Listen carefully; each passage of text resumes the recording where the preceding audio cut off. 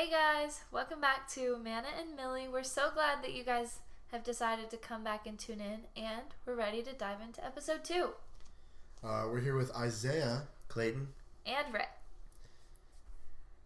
We're going to go over our theme verse here. It is Deuteronomy 8:3. Sorry, I can't say that word, so I have Clayton help me out. It says, "And he humbled you and let you hunger and feed you with manna, which you did not know, nor did the fathers know, that he might make you know that man does not live on bread alone, but man lives by every word that comes out of the mouth of the Lord."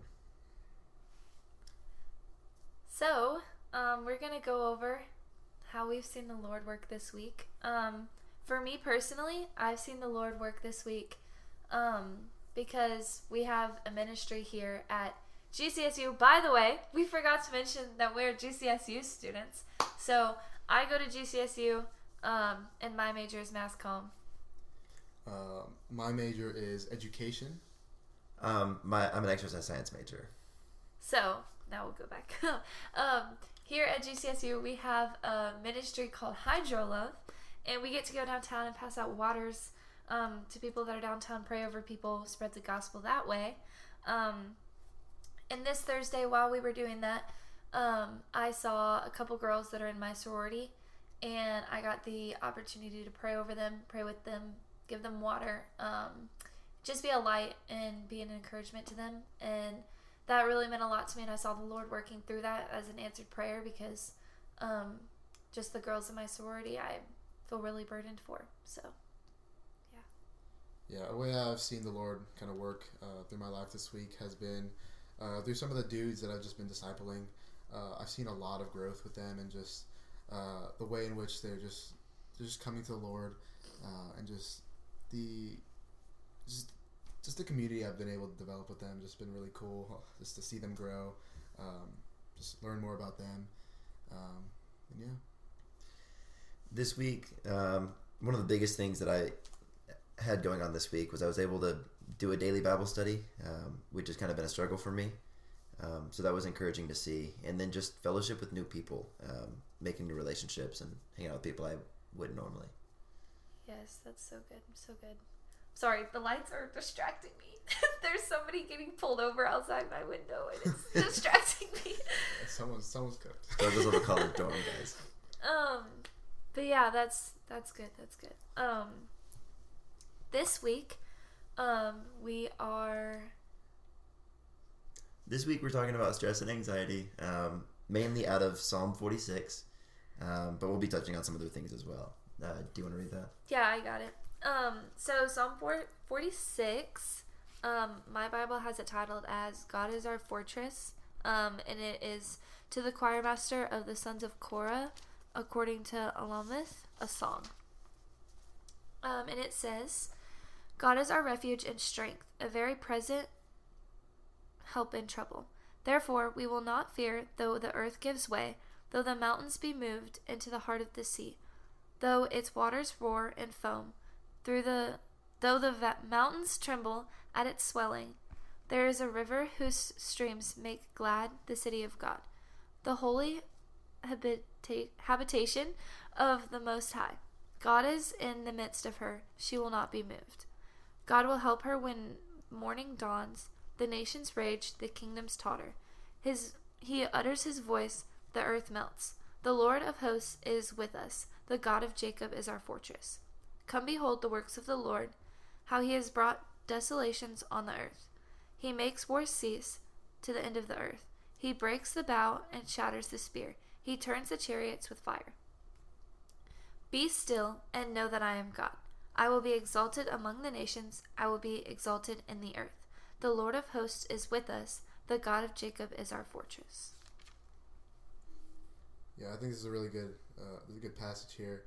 One of my favorite parts about it is just like, it says, "That the mountains be moved in the heart of the sea, that the waters roar and foam, that the mountains tremble its swelling." It's like basically saying, like, no matter what happens, no matter the struggle, no matter the tribulation, that the Lord is still always greater than all of that, and how the Lord constantly is working in our lives through just everything.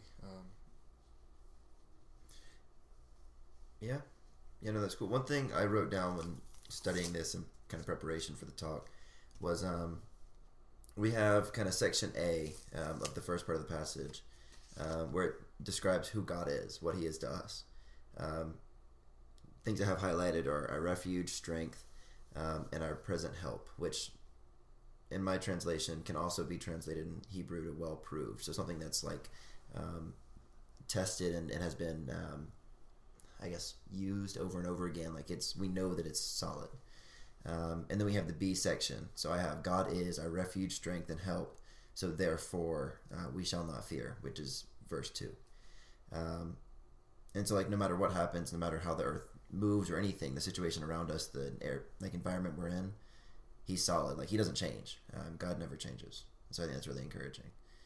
One thing I also saw, and I guess I just made this connection now, is down in verse 10.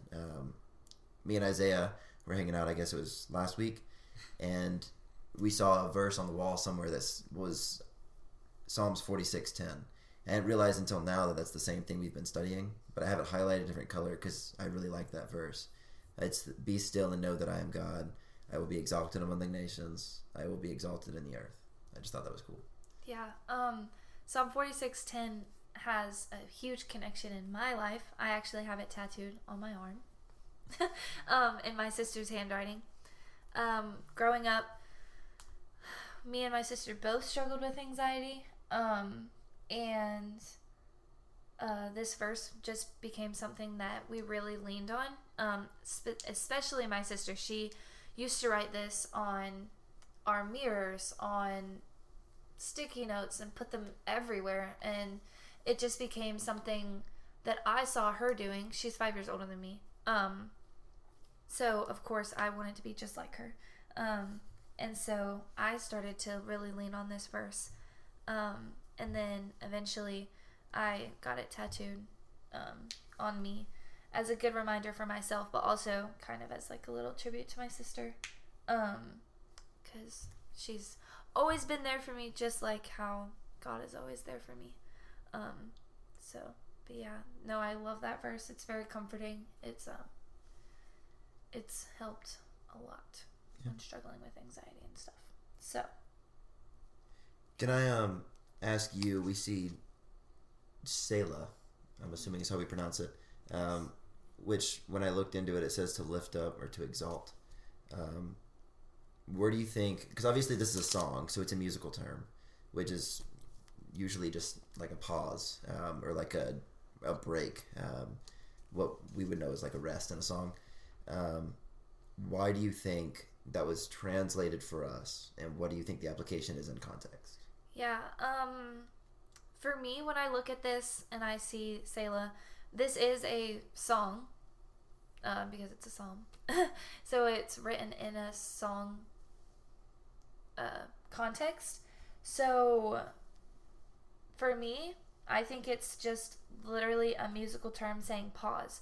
But I think that the application that we can take from it personally, like through the Lord, is to pause, to take time and rest in the Lord's presence, especially when verse 10 says be still. I think it's cool that this passage specifically has Selah listed out beside it, meaning to pause with the music, but also the words are telling us to pause and to be still and to rest in the Lord's Spirit, in His presence. Because if you look in your Bible, there's on the page, Selah's nowhere else but in this passage. So I think that that's really cool. Yeah. If Isaiah, do you want to look at transition us into Hebrews 4? Yeah, there's one more thing I want to say about there's this whole like pause. I think when we look at Psalms in general, a lot of the time the authors, they write about like it's just like this huge like troubles and things like that, but then the Lord calms them down and there's a sense of rest. Selah in the whole Bible is used 74 times, and it's like the whole idea is here is just like to stop and listen. I think even in our lives, we need to just stop and listen to what the Lord has for us, and spend some time in rest, especially as college students. There's so much happening in our lives.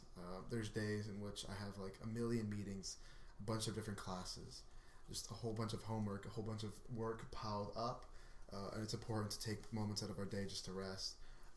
Even with the things that we do, like the schoolwork and the events, we can use that for the Lord. Especially just like, we don't necessarily have to be talking directly about the Bible, but just as through our actions. I think it's in John, talks about bearing witness to the light, and through ourselves we have an opportunity to show the love of the Lord. But yeah, that ties back to Hebrews 4, which is a big passage just on rest. It reads, "Therefore, while the promise of entering his rest still stands, let us fear lest any of you should not seem to have failed to reach it. For good news came to us just as to them, but the message they heard did not benefit them, because they were not united by faith to those who listened. For we have believed enter that rest, as he had said, as I swore in my wrath, they shall not enter my rest, although his works were finished from the foundation of the world. For he has somewhere spoken of the seventh day in his way, and God rested on the seventh day from his works." And again in the passage it says, "They shall not enter my rest." And I think even in this part here, we see the Lord rest when we look back to Genesis and the formation, I guess, of the universe. The Lord rests, and there's a pause there. And that's just, it's sometimes hard to deal with, but it's something we have to do. One thing I like about this passage is like something I realized that, shout out to my freshly guys from my freshman small group. But we talked about is like, what do we do when we get kind of stressed? And what do we do when like that work builds up? And one thing, if we look back to Psalm 44, it says, "You are my God, my ordained salvation for Jacob. Through you push down our foes. Through your name we tread down those who rise up against us, right? For not in my bow do I trust, nor can my sword save me, but you have saved us from our foes." That's verse 4 through 7, sorry. And looking back at Hebrews 4 and Psalms 46 is the idea that like there's other things, right? Like we can get stressed and caught up in things that don't really matter. Sorry, one second. I'm flipping back to Hebrews. But I mean, ultimately, the thing I had to realize this year is that we get worked up over things that ultimately, at the end of the day, none of it really matters. None of it will affect our eternity. And something I think is really powerful in these is we have the term Selah, which is just a pause or a rest. We have this idea of rest in Hebrews 4. And like the importance of just stopping and realizing like none of this will take away my salvation. No matter how my classes go, how my relationships end, like this life is temporary, just a blip in the like mass of what eternity really is. And I think a lot of times it's hard for us to see that. I mean, he's not going anywhere, right? He never changes. He never moves. And I think that's just important to recognize. It's like he rested. I think it's important for us because he didn't have to. He rested on the seventh day as an example. He had no need to rest. He's the God of the universe. Yeah. Well, I think it's also important to highlight that this passage is about salvation. It's a call to salvation.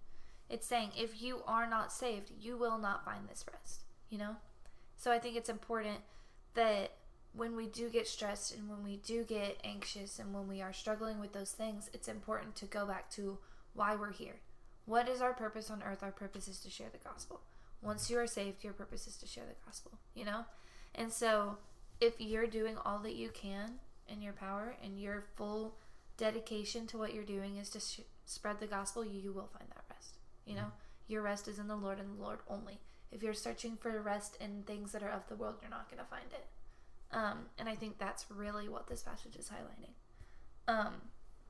Especially Hebrews 4:16, it says, "Let us then with confidence draw near to the throne of grace, that we may receive mercy and find grace to help in time of need."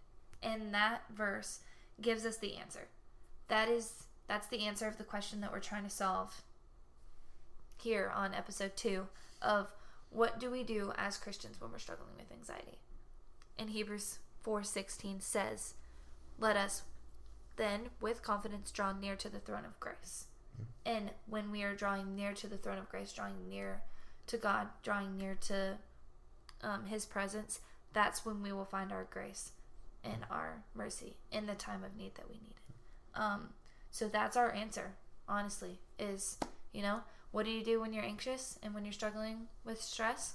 Draw near to God, and that's all that you can do.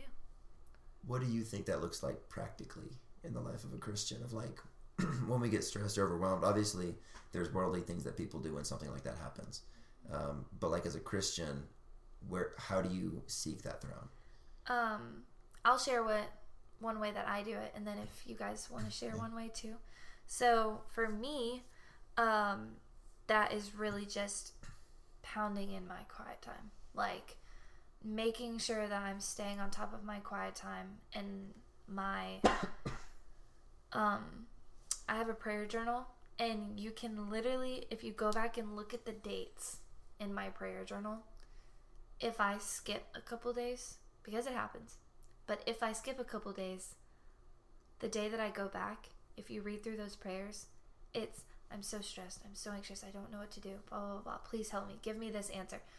When I'm consistent in it, my prayers don't look like that, that's the evidence of when I'm constantly in prayer, when I'm constantly in my quiet time and seeking after the Lord. There's so much peace with being in the Lord's presence. Nothing else matters. Yeah. So that's what for me. Sorry, for me, that's one application for me. Yeah, so. That's it. Yeah, I think a lot in my life is just prayer. I think there's times in which I just need to just step away and just spend a lot of time in prayer. I look back at like Matthew 6, in which it talks a lot about prayer and just fasting and just.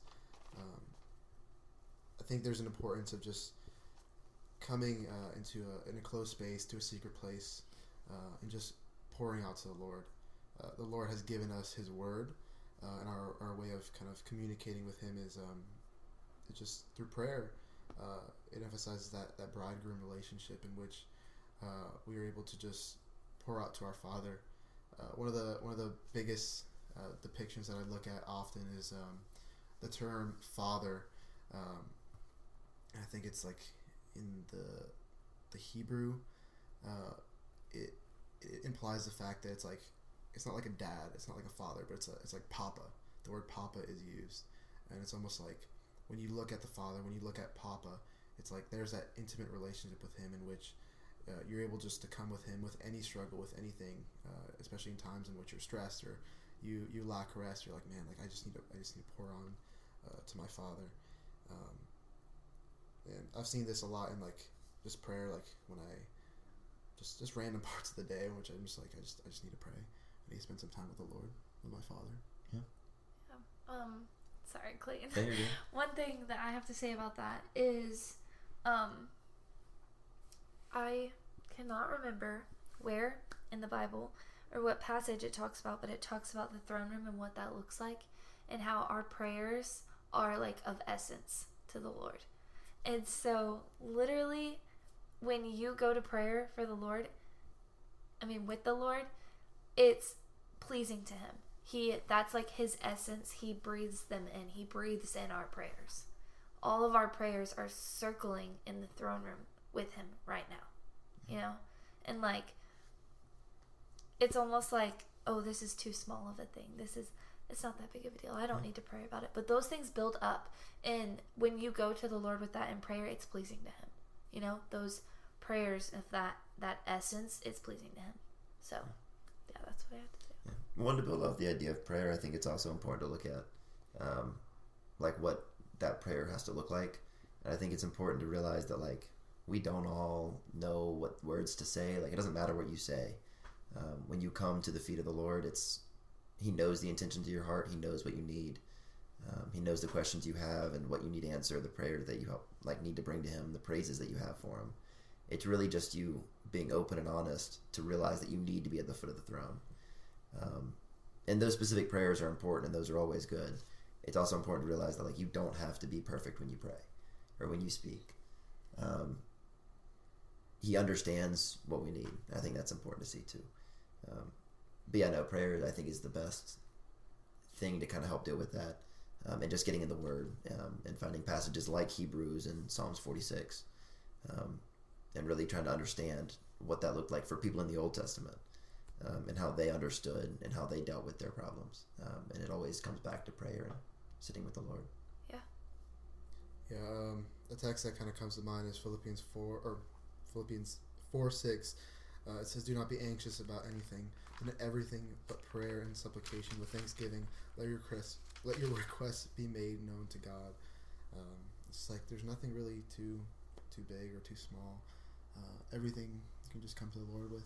There's times in my life where I'm just like, there's this big struggle or this big new challenge or mountain that I'm trying to go through, or this little tiny seed of a problem that I'm trying to go through, and the Lord is still there.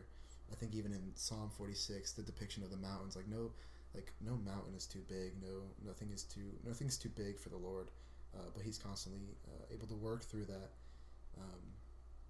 and just there's rest in that, in knowing that the Creator of the universe, through all the struggles, through all the problems, He's still there to guide us through that.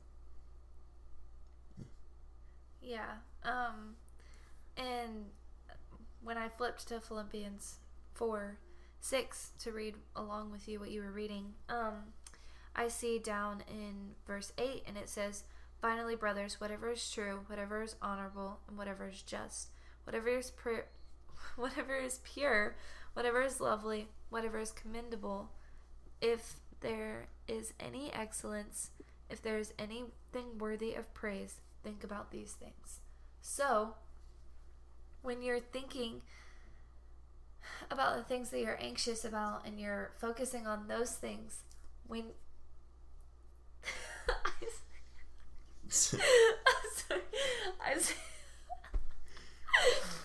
when you're thinking about those things and focusing on those things,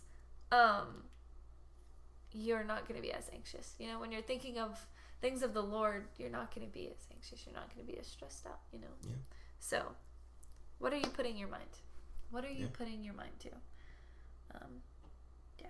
I think it also is one of those big things, like, that, again, that helped me a lot this year is, like, when you approach a problem, I mean, that's all that it is, right? Like, nothing that you do is going to affect your eternity. Yeah. You're locked in. You're good. Yeah.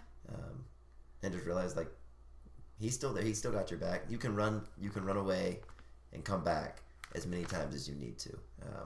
We talked to Wesley this week about the idea of the stump and the righteous oak, and how, like, no matter how long. Do you remember what passage that was? I know the house, not the address.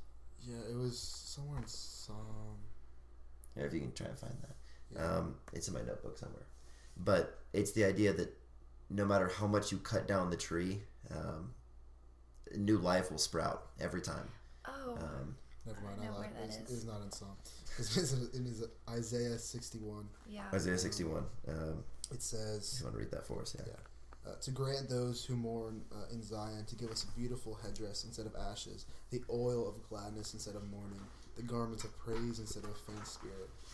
Then be called oaks of righteousness, the planting of the Lord, that He may be glorified. And I think even here we see just like there's times in our life where we're not necessarily the oak of righteousness. We're not necessarily big and just like everything is all good in our lives, but the Lord still works through that in the Lord. And even in the times, and like what Clayton was saying, just the stump be cut so low, and we feel as though we can't recover from that, but the Lord is just constantly working in our lives to guide us through that. Yeah. One moment. I'm in Isaiah 11. There we go. There shall come forth a shoot from the stump of Jesse, and a branch from his roots shall bear fruit. And the Spirit of the Lord shall rest upon him, the Spirit of wisdom and understanding, the Spirit of counsel and might, the Spirit of knowledge and of fear of the Lord. So Isaiah brings up multiple times. I don't have the earlier reference, this oak of righteousness, the idea of the seed, and it brings it up all through. I mean, Isaiah talks about the branch and the vine. I mean, all the references, right? I think that's so cool that like Jesse, who by the way was like the unknown in history, the unknown father of King David, and he's brought here as like an example of there will always be a shoot that comes, right? Like when your life is cut down, something new will sprout, as long as you kind of find that faith in the Lord. I think that's really powerful. Like no matter what happens in your life, you can be as stressed or as stress-free as you want, but the outcome's going to be the same. You're going to get cut down over and over again. That's The pruning. the pruning, yeah. The pruning. And it's like where no one's safe. The life of a Christian is going to be hard. We're going to face persecution in most circumstances more than other people.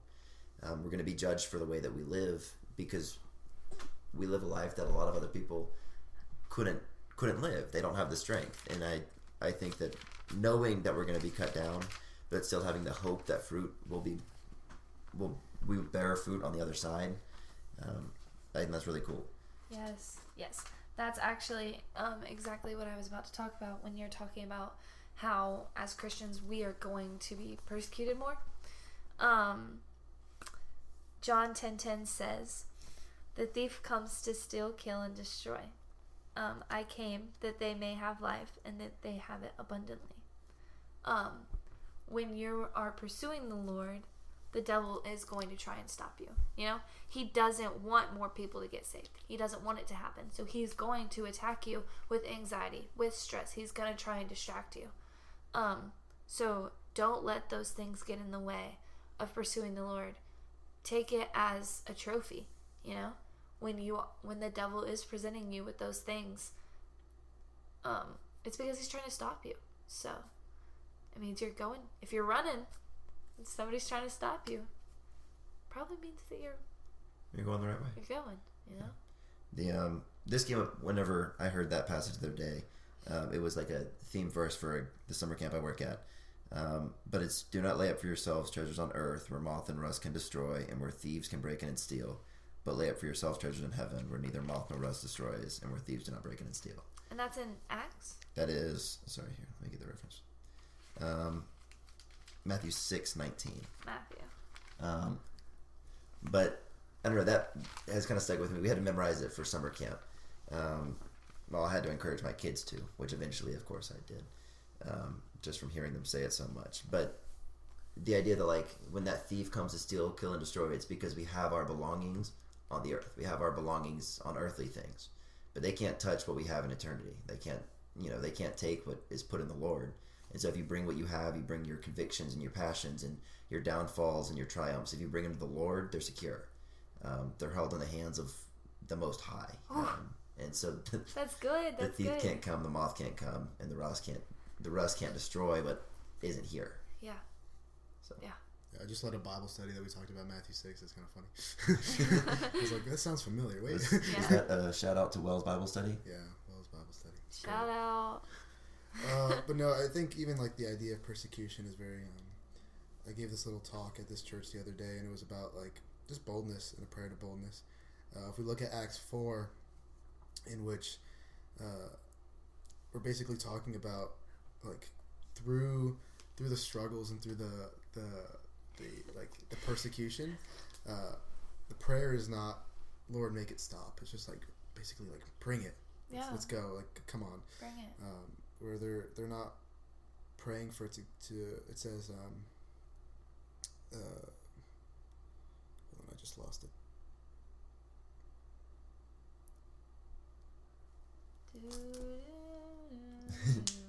I think that's copyright. That might be copyright. I lost the point. But yeah, it's like even in our lives, I look at myself and I just see like how am I uncomfortable? Like how am I putting myself in a position in which Okay, pause. Isaiah has a tendency to say "in which" they make fun of me. We mess with them all the time. They make fun of me because I say "in which" a lot. Like, I don't know.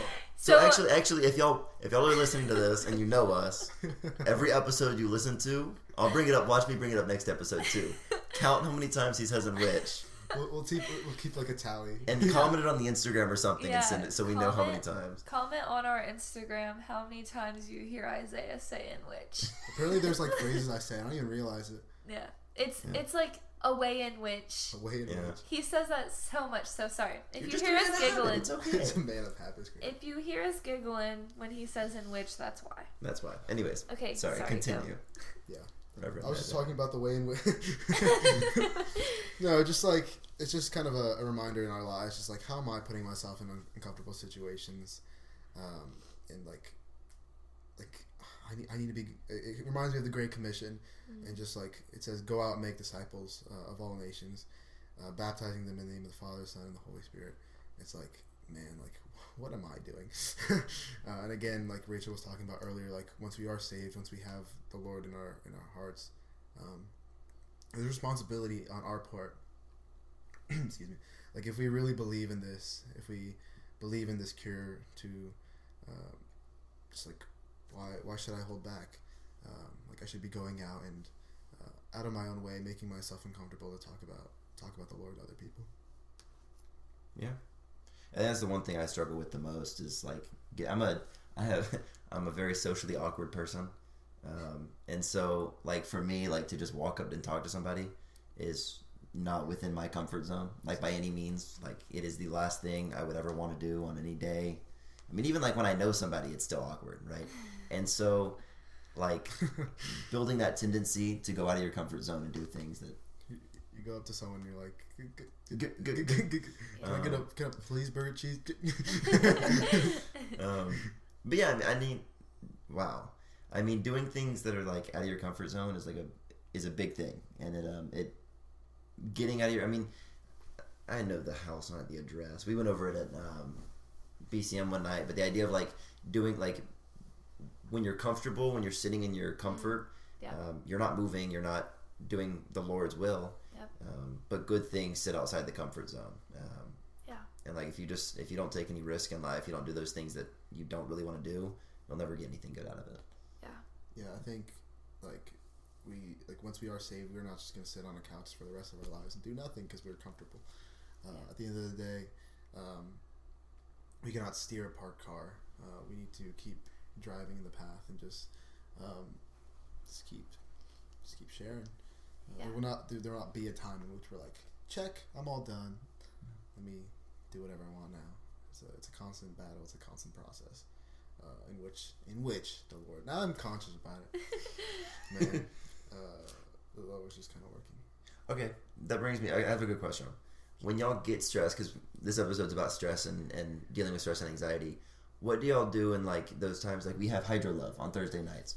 If you're coming from a really stressful day Thursday, how do you deal with it and still go and share the gospel? Like, because obviously you're like emotionally and spiritually like just uncomfortable,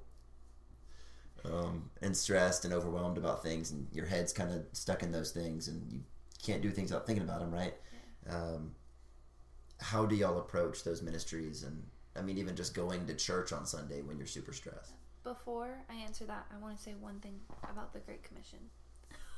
Was that your back? That's crazy. Did y'all hear that? Sorry. It's like turning into ASMR now. I think it'd be audible.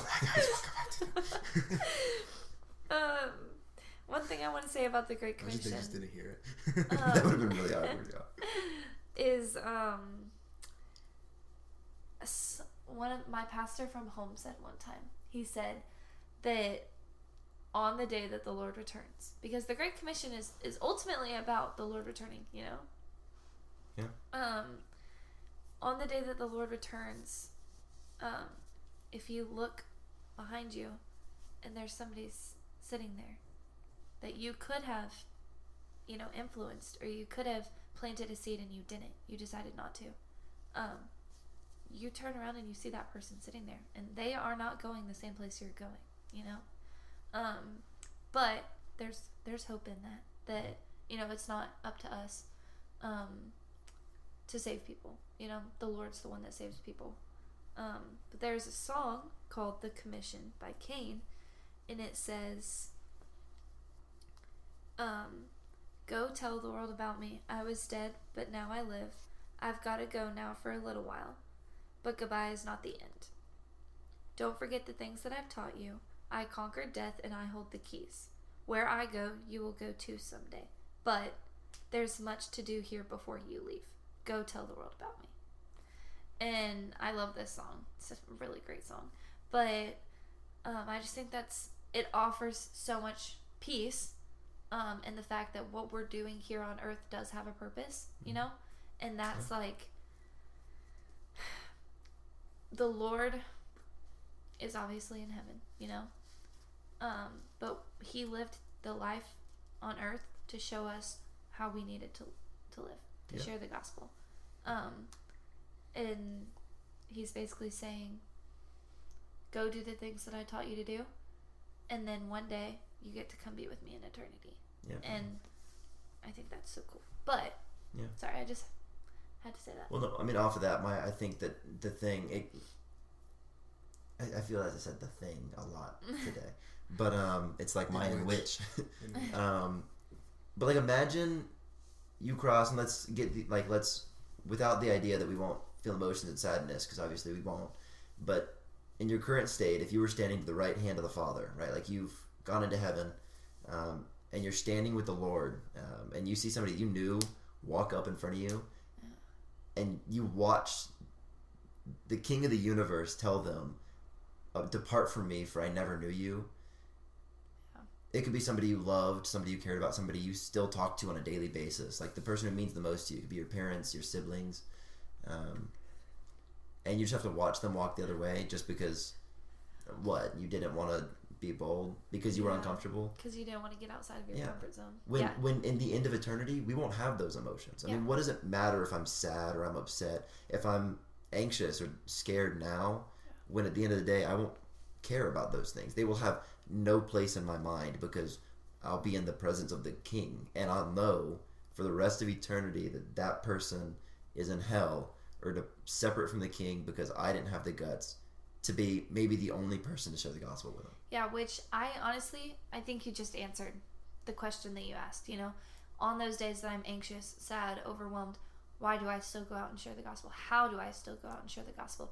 It's to lean back on the truth that not everybody is going to heaven. Yeah.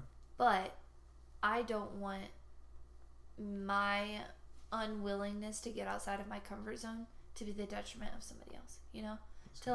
For me, by me getting outside of my comfort zone, I'm growing my eternal comfort, because heaven's going to be comfortable, you know? Storing up your treasures. And I'm storing up those treasures in heaven, but I'm also teaching somebody else about that eternal comfort, and starting to gain, they're starting to gain that comfort as well. Yeah. So while my earthly comfort might be affected, my eternal comfort is just growing. Yeah. And I'm teaching somebody else and potentially being a huge part in them gaining that eternal comfort. Yeah. So, I think even going back to the Great Commission, it says, go out and make disciples. Like, I think discipleship is such an important part of this all, and just like being able to sit down with people and talk with them. Because sure, we can have conversation with them, but that conversation might not necessarily lead to their salvation. I think there's a point in which all right. It even reminds me of Acts 17, where Paul and Silas are in Thessalonica. I can't say that word. Thessalonica. Yep. In which I think you said it better than Deuteronomy. I did. I'm learning. And like, it's basically saying like they reasoned with them. There's something about just like when we go out and share the gospel, we're not going out and yelling at people. We're not going out and being like, "You're going to hell." It's like, wait, hold on. Fire and brimstone. We're not. We have to reason with them, and we have to just walk with them. I think if we even look at the life of Christ and the way in which he led his ministry, we see him just like humbly put himself in a position. Yeah. One of my favorite depictions, I think it's in John 13. I could be wrong. Let me pull up John 13. The way you looked for that. Yeah. Can I the question comes up of like, at what point do I stop humbling myself or serving the people around me? Like, at what point do I say I'm getting taken advantage of or I'm getting used? I think the most humbling thing we can do is ask the question, when did God stop? Like, when did Jesus say, I'm not going to keep giving, I'm being taken advantage of, or that person doesn't deserve it, or like, he didn't. He didn't. It was to death. He humbled himself until they murdered him for something he didn't do, and he never even fought them about it. I mean, he never even told, like, I didn't do this, I don't deserve to die. No. He prayed to his Father while hanging on the cross instead of pleading with man, because he knew where his humility was at. And I think it's like an incredible image of, like, we should be humble to the point of, like, kneeling down and just submitting ourselves to those who need us. And I don't think I think a lot of times we say we're going to humble ourselves and put ourselves in that position, but until we sacrifice for it, I don't think there's any true evidence. And it goes with the same thing of, like, when I'm uncomfortable, when I'm anxious, what am I going to do? Serve myself, make myself feel better, because, you know, I need to make myself okay when there's people out there who don't have eternity. Yeah. Well, and that like, actually connects to something that I had written down to bring up about my roommate situation, which has been super stressful because, just for fill in, I don't have a roommate. But this school keeps trying to put somebody in my room. And obviously nobody wants to live with a stranger. So that's been really stressful and just trying to figure that out. And when I filled out, every time somebody emails me, it's like every other week a potential roommate emails me, and I have to actively pray and, you know, ask God for strength to not fall into the worldly way of handling it, because what my flesh wants to do is take what that person answered and change my answers to be the exact opposite of what they say they live like. I was just thinking that, yeah.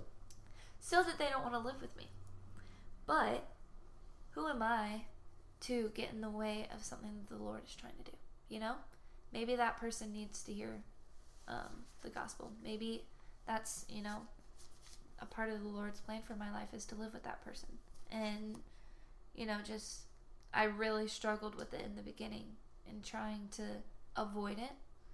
But, you know, what am I avoiding? You know, I don't know what I'm avoiding. Mm-hmm. So why am I avoiding it? I just need to give it to the Lord. So in a stressful situation, give it to the Lord. Let him handle it. Yeah, I think even like with how we lead our lives, that could be, people see that.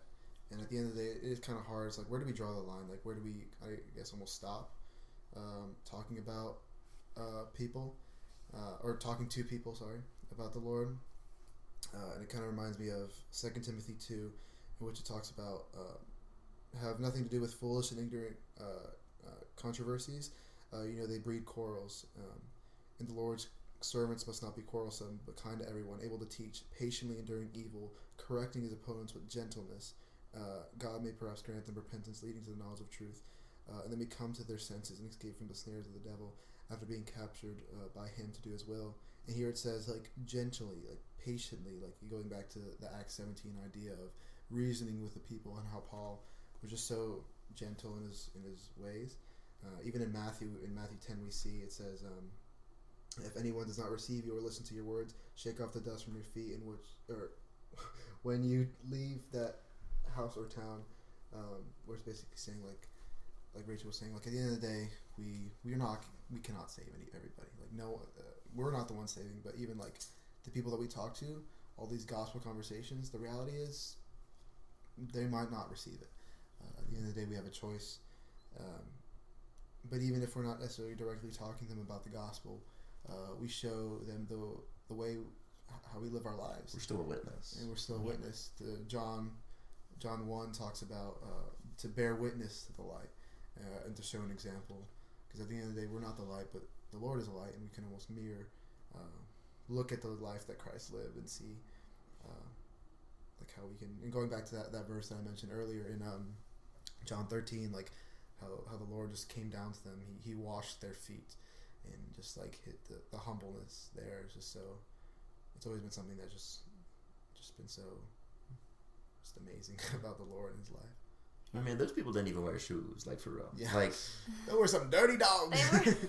like to wash or to touch or somebody's feet now is a lot different than it was then. Like we have this image of like modern Western toes and feet that they didn't really experience because they didn't have, you know, these tight shoes that hold your foot to a certain shape. Like have y'all seen the barefoot shoes that just spread your toes?